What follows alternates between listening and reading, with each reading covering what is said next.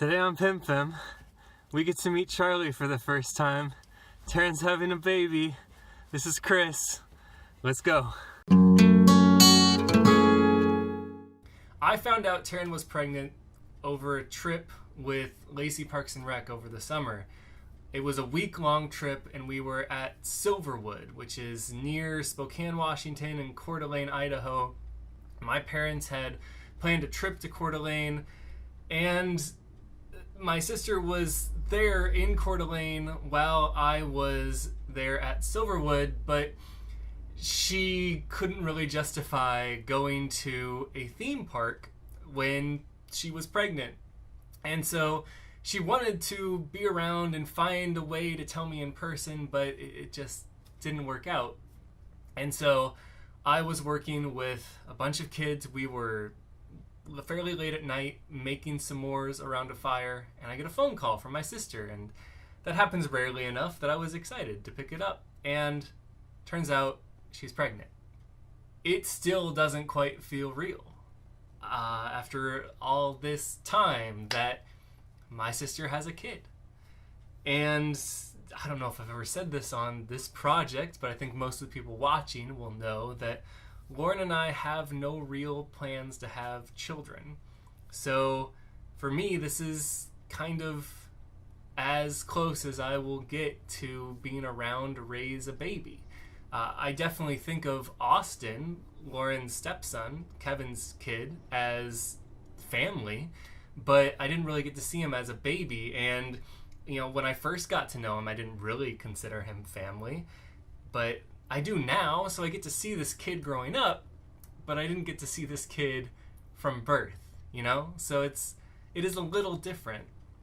And also, I think just having a relatively fully formed kid show up in my life sort of fits with other experiences I've had, so I kind of know how to process that. Having a brand new person just show up is very new to me. So I want to play a couple of clips just from the hospital to give a little bit more information. Baby's here. We lied about the name earlier. We'll find out the real name later. All we know is she's very alive, her eyes are open, and she has lots of hair. And cute. And cute. Obviously. Piper's here. That's the actual name of the baby. Not Charlotte, we goofed. She's been here for a while, but we're finally awake enough to let you guys know because coffee is now available. So yeah, a big part of why I want to do that is because the kid's not named Charlotte, the kid is named Piper.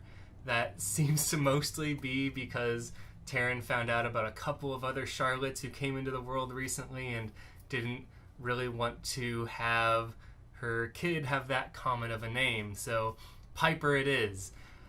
I gotta admit, I was pretty excited about the idea of calling this child Charlie. I was getting pretty attached to that name, but Piper's a great name too. This was my first experience with really paying attention to another person's birth. So when Taryn told me, I'm going into the hospital at about 7 o'clock in the morning. Actually, I think she told me I'm in the hospital because she actually went in at 4 o'clock. But when I got that text, I kind of had a moment of panic because I was scheduled to work that day, and it was very late for me to be calling out of that work. And so I would have felt bad to skip it, and I was pretty confident that it wouldn't be a big deal, that I'd be able to make it up with plenty of time, but I wasn't 100% sure. And turns out I was totally safe. Everything was fine. By the time I got up there, Taryn was still a long ways away. I think over 12 hours away from actually giving birth. So we hung out in the hospital for a long time. It was really nice. They had a lot of places where we could hang out. There were a ton of seats just outside Taryn's room that we could spend our time in. There was one other family who we sort of had to fight over seats for, but they weren't there for that long. And so it was really nighttime and we were exhausted, we were all able to sleep in relative degrees of comfort in the different seats. They had reclining chairs. Some of them didn't recline very far. One of them was real nice, and I got a great picture of me sleeping in that one. Lauren slept on a couch, which also wasn't very comfortable. It was very narrow. But I was happy that we weren't just trying to fall asleep in an uncomfortable chair. The fact that we were able to recline at all was really nice. Man, I don't know how to process this information, that I have a little niece and I want to visit her all the time, and I won't always have the time to visit her, but I'm so excited, and so excited for my sister, because I know that this is a big deal for her. Yeah, I don't know what to say in this video. This is really just an excuse for me to show footage from the whole experience, but I don't really want to share the audio of a lot of the footage because it's just snippets of weird conversations. We found ways to stay busy. Lauren and I played some board games, did a lot of just reading on our phones. There was food, it wasn't very good, and the cafes were weird. They all posted their hours like inside the barricaded doors, so we never found them. So when it was morning and the child was born, but we were all still super exhausted, we kept going out to try to find coffee and just couldn't find it. It just was closed, and we didn't know when it was going to open, so we just had to go keep checking. That was annoying.